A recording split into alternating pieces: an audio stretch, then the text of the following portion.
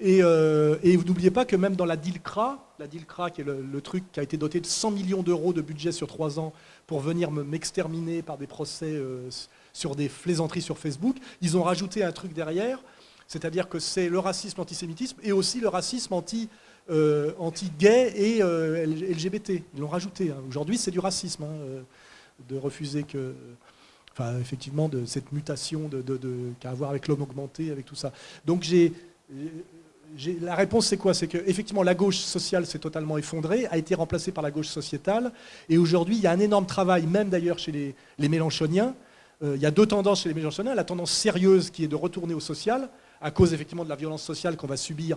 Et je dis que ce que va faire Macron pourra aider quand même par les faits, par le réel, à une reprise de conscience de ce que c'est que le sérieux social, parce que le sérieux social te revient dans la gueule par le chômage, par l'individuation des rapports sociaux, pour casser en fait la gestion collective des rapports sociaux, qui était la tradition du syndicalisme.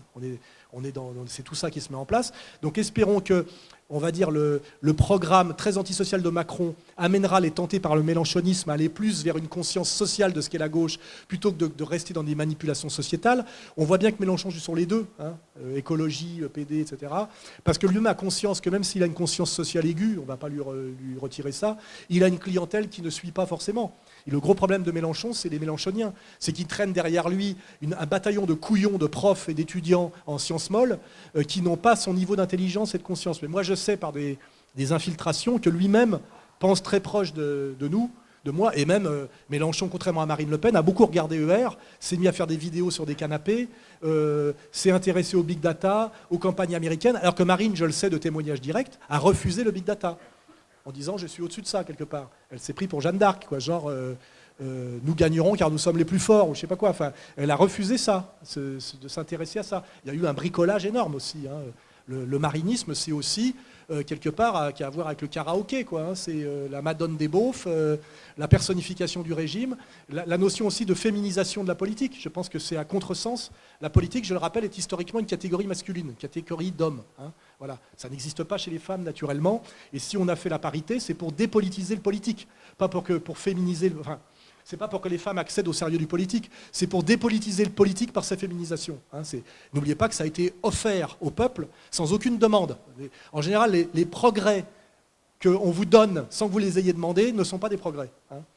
N'oubliez pas ça. Les progrès, le peuple les conquiert de haute lutte. Or, la parité, c'est Jospin qui nous l'a donné, après un travail de relais sociologique par cet ignoble connard qui s'appelle Pierre Bourdieu, hein, parce que c'était une des façons, au moment où on détruisait la gauche sociale, où la gauche politique renonçait au social, effectivement, de cacher et de suppléer à ce renoncement. Ça a été coopté les femmes, mais les femmes, effectivement, les plus, je dirais, les plus loin de la question sociale. Hein.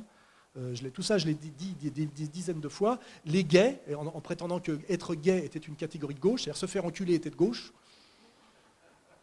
Alors que normalement, c'est plutôt de droite, hein, se faire enculer, parce que, en général, dans les luttes sociales, on lutte pour ne pas se faire enculer, que ce soit au niveau symbolique, politique et même réel, d'une certaine manière.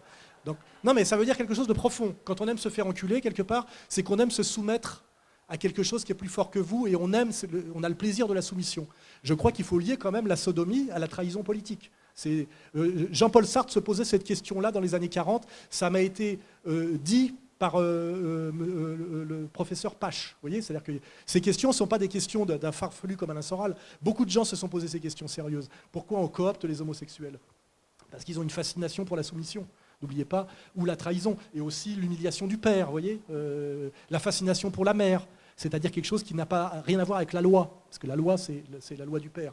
La mère, c'est ce qui est sacré et inviolable, c'est ce qui se transmet avant la loi. Vous voyez, tout ça, c'est des catégories sur lesquelles j'ai travaillé.